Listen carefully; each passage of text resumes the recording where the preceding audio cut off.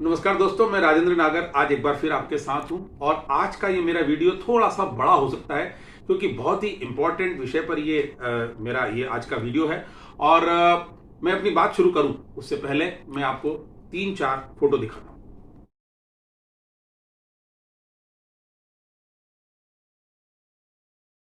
ये जो फोटो अभी आपने देखे, ये चेहरे जो कपड़े के पीछे छुपे हुए थे, ये बहुत ही खतरनाक चेहरे हैं। ये वो चेहरे हैं जो न सिर्फ भारत बल्कि पूरे विश्व की अर्थव्यवस्था को हिलाने की ताकत रखते हैं। ये फोटो देखकर शायद आप समझ गए होंगे कि आज मैं आपसे साइबर फ्रॉड्स के बारे में बात करूंगा। यूं तो बहुत सारे टेक्निक्स, बहुत सारे वीडियो दिखाए जा रहे हैं कि किस तरह से साइबर फ्रॉड से बचें, लेकिन हो कुछ नहीं रहा है। मैं वास्तविकता में जो हकीकत है वो आज आप सबके सामने लेकर के आ रहा हूं। मैं आज आपको सबसे पहले आंकड़े बताता हूं। नेशनल साइबर क्राइम पोर्टल के आंकड़े मेरे सामने इस समय हैं। मैं बताता हूं आपको, मई 2024 में 8 लाख, मई 2024 तक 8,42,000 कंप्लेंट्स इस पोर्टल पर दर्ज हो चुकी हैं। और इसके अलावा वो कंप्लेंट्स इसके अलावा हैं जो लोगों ने नहीं की, यानी चाहे वो कोई सामाजिक शर्म रही हो, पुलिस के प्रश्नों का दबाव रहा हो, जो भी रहा हो, पर लोगों ने शर्म के मारे भी इस पोर्टल पर शिकायत दर्ज नहीं की। तो 8,42,000 ये वो शिकायतें हैं जो दर्ज हैं। उसके बाद मैं अगर बात करूं तो मई 2024 में प्रतिदिन का जो एवरेज है शिकायत दर्ज होने का, वो 7,000 शिकायत पर डे का है। तो आप सोच लीजिए कितना बड़ा ज्यादा एवरेज है। ये सिर्फ जो कंप्लेंट का जो साइबर फ्रॉड्स का जो वो है, वो 66% का ग्रोथ बड़ी तेजी से इस समय है। ये भी अपने आप में बहुत ही खतरनाक है। और एक बात और मैं आपको बता दूं कि जनवरी से मई तक 1,750 करोड़ रुपया जो हमारी गाड़ी कमाई थी, एक साधारण व्यक्ति, लेबर भी उसमें शामिल हो सकता है, कोई सर्विस क्लास का व्यक्ति भी शामिल हो सकता है, 1,750 करोड़ रुपया हमारी जेब से इन बदमाशों की जेब में गया है। और सबसे खतरनाक और सबसे आश्चर्यजनक बात यह है कि इनमें से केवल 2 या 3% केस ही ऐसे हैं जिसमें पुलिस को सफलता मिली है। तो जो आप बात करते हैं, हम जहां 66% इस इंडिया में 66% लोग साइबर फ्रॉड्स के शिकार हो चुके हैं, आज वहां पर उसके जो सॉल्व केसेस हैं वो केवल 2 या 3% ही। यद्यपि इसके ऊपर काम हो रहा है, लेकिन अब सवाल ये उठता है कि एक तरफ तो हमारे प्रधानमंत्री श्री नरेंद्र मोदी जी डिजिटल इंडिया की बात कर रहे हैं और इंडिया डिजिटलाइजेशन की तरफ जा भी रहा है।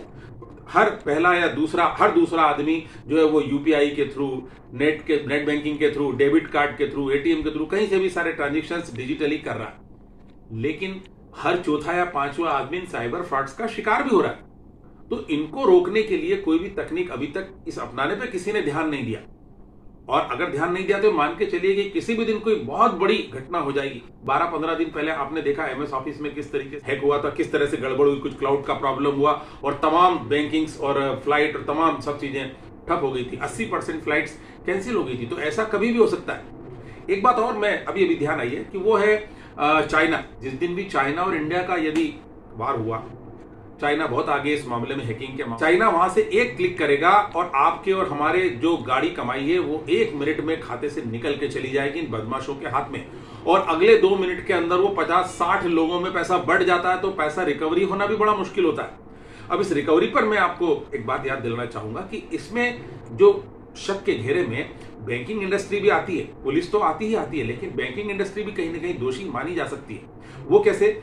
बैंक में आज की तारीख में कोई भी साधारण व्यक्ति अगर खाता खुलवाने जाता है, बचत खाता खुलवाने जाता है, तो कई तरह के केवाईसी नॉर्म्स, फॉर्मेलिटीज पूरी की जाती है। आधार कार्ड, पैन कार्ड, कई तरह के अंगूठा, तमाम चीजें होती है। फिर सवाल ये उठता है कि जब ये पैसा जो हमारे खाते से ट्रांसफर करते हैं हैकर्स, किसी न किसी खातों में करते हैं, उन खातों में केवाईसी नॉर्म्स होते हैं, तो फिर पुलिस उन्हें पकड़ती क्यों नहीं है?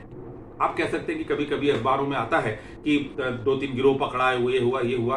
तो पकड़ाने के बाद उनका हुआ क्या, ये न हमें मालूम, न मीडिया ने बताने की कोशिश की, न पुलिस ने बताने की कोशिश की। तो कहीं ना कहीं ये पूरा एक सिस्टम में एक ऐसा झोल है कहीं ना कहीं सब चीजों को प्रोटेक्ट करता है और इन लोगों को बढ़ावा मिलता है। अब आप देखिए, पुराने जमाने में क्या होता था, हम लोग अपने घर में चोरी ना हो इसके लिए जैसे ताले लगाते थे। तो पहले हमने ताला लगाया अपनी अलमारी में, उसके बाद दूसरा ताला लगाया बेडरूम में, तीसरा हमने लगाया हमारे मेन गेट पे, चौथा बाउंड्री वाल पे ताला लगाया, और उसके बाद ये जो इसकी चाबी थी हम अपने पड़ोसी को देके जाते थे कि भैया चोरी ना हो जाए, ध्यान रखना। अब आज के जमाने में जो ताले कौन कौन से हैं आप देखिए। पहला ताला है आपका नाम, दूसरा आपका मोबाइल नंबर, तीसरा आपका आधार कार्ड, चौथा आपका ईमेल आईडी, और पांचवा और महत्वपूर्ण जो ताला है वो है आपका ओटीपी नंबर। अब जो शुरू के 4 ताले हैं ये तो हमने फ्री फोकट में तमाम वेबसाइट और ऐप के ऊपर कंप्यूटर के थ्रू बांट ही चुके हैं। सामान खरीदने जाते हैं बाजार में, वहां भी हमें मोबाइल नंबर बताना होता है, तो ये तो सब हमने फ्री में बांट दिए, दरवाजे हमारे सब खुल गए। अब इसके बाद बचा आपका ओटीपी। तो हम ये सोच के चलते हैं कि ओटीपी यदि हमने किसी को नहीं बताया तो हम सेफ हैं।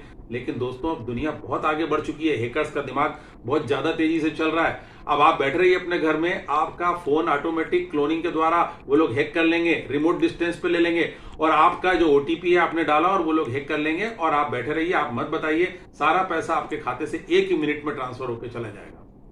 इवन आपने क्लोनिंग पे मुझे याद आया कि इवन अब तो आपकी वॉइस तक की क्लोनिंग हो जाती है। आपकी पत्नी के पास आप ही की आवाज में फोन आता है कि मैं फंस गया हूं, यहां पे 50,000 रुपए भेज दो, और आपकी आवाज उनको सुनवा दी जाएगी पत्नी को, और पत्नी आपकी पैसे भेज भी देती है। तो अब ये दुनिया बहुत ही खतरे पे खड़ी हुई है। इसलिए मेरा हमारे देश के प्रधानमंत्री जी से निवेदन है कि ठीक है, आप डिफेंस के ऊपर पैसा खर्च कीजिए, करोड़ों अरबों रुपया खर्च कीजिए, वो भी बहुत जरूरी है। लेकिन ये जो वार होने वाली है आने वाले समय में, ये बहुत खतरनाक होगी और किसी भी दिन यदि इसका अटैक हो गया तो पूरे देश के बैंक खजाने तक सब कुछ खाली हो जाएगा। इसलिए ध्यान दें, एक पूरी कुशल प्रशिक्षित इंजीनियरों की टीम इस पे ऊपर लगाई जानी चाहिए, जितना पैसा खर्च हो सके करना चाहिए, ताकि हमारे देश के नागरिक आर्थिक दृष्टि से सुरक्षित हो सके।